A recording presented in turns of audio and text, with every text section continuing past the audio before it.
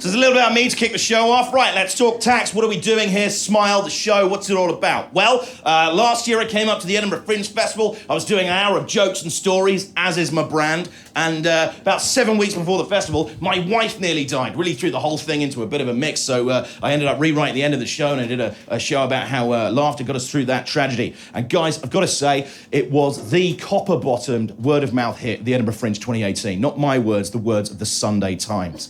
Now, unfortunately for you, this year, my wife has resolutely refused to nearly die. So this show's missing that, you know, that little thing you all like. It's not my fault. I tried to fuck with the brakes on her car.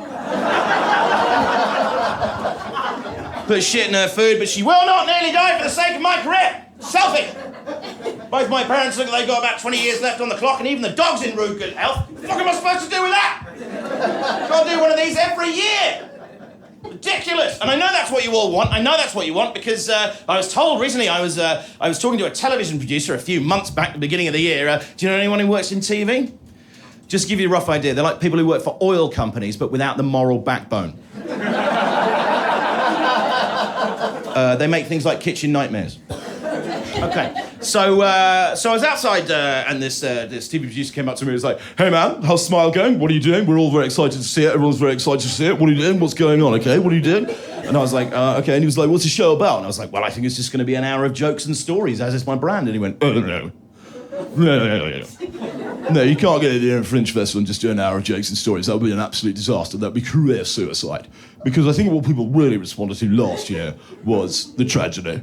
And I was like, "I thought it was the jokes." And he went, "No, it was the tragedy. So if you want to follow up that show in a meaningful way, you're going to need a tragedy. And ideally, it's going to have to be worse than last year's tragedy."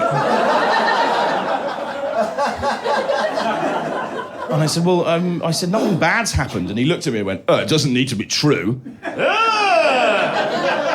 So there we go. And in the interest of impressing that TV producer and making sure that none of you fringe goers feel shortchanged, I cooked up some fairly hot bollocks I'm going to be throwing into the show at the 40-minute mark.